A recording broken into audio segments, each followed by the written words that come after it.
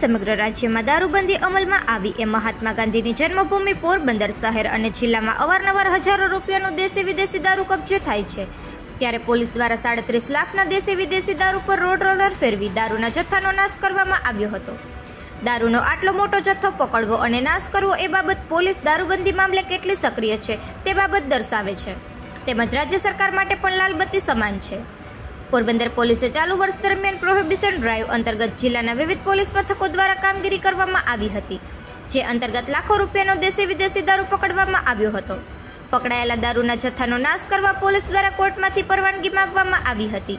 જે મળી જતા જિલ્લાના વિવિધ વિસ્તારમાંથી પકડાયેલા દેશી અને ઇંગ્લિશ દારૂનો પોલીસ વહીવટી તંત્ર અને નશાબંધી વિભાગ દ્વારા ઇન્દિરાનગર નજીક આવેલા દરિયાકાંઠે નાશ કરવામાં આવ્યો હતો,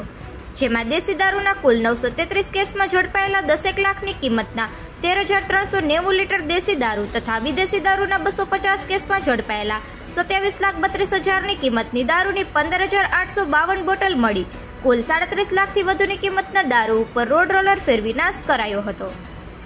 31 પૂર્વે જ પોલીસ દ્વારા લાખોની કિંમતના દારૂનો નાશ કરવામાં આવ્યો છે, ત્યારે ગુજરાતમાં દારૂબંધી હોવા છતાં ગાંધીજીના ગામમાંથી આટલી મોટી માત્રામાં દારૂ જપ્ત થવો એ પણ ચર્ચાનો વિષય બન્યો હતો અને આટલો દારૂ ઝડપાયો છે તો પીવાયો કેટલો હશે તે અંગે પણ અનેક ચર્ચાઓ ચાલી રહી છે। નિપુલ પોપટ, પોરબંદર ટાઈમ્સ।